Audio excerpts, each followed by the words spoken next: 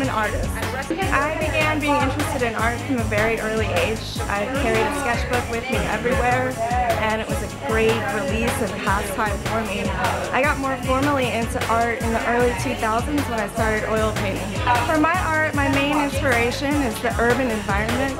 I'm really drawn to patterns, I love to travel, and I'm very touched by color. And for me, art making is an urge, so I get inspired when I travel, when I see new things, when I see an awesome pattern in an arabesque somewhere in the Middle East. It makes me want to come back and put that together with something new and create a memory or something that stands alone, something that my viewer can look at and be inspired by as well. My goal as an artist is to develop my art to a point where I have a very unique style.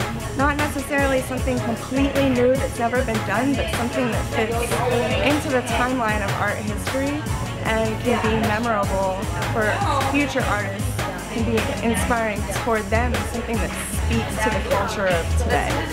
Today I brought a series of smaller works that are a part of the abstraction idea that I'm working on at the moment. It's basically called counterpoint, which in music is a term for juxtaposing and combining melodies and beats. So in a sense you could say I'm like a visual DJ. I'm taking colors and patterns and interrelating them and intertwining them together on a two-dimensional canvas or panel and creating something entirely new, like a new song but a painting.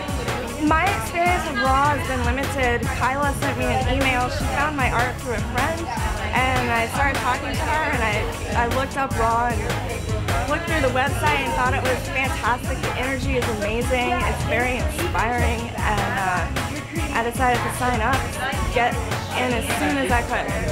Everything's been really smooth. I'm very impressed with how organized RAW is as an organization and also as a show. They work really well with the artists. Absolutely. My name is Carmen Smith, and I am a RAW artist.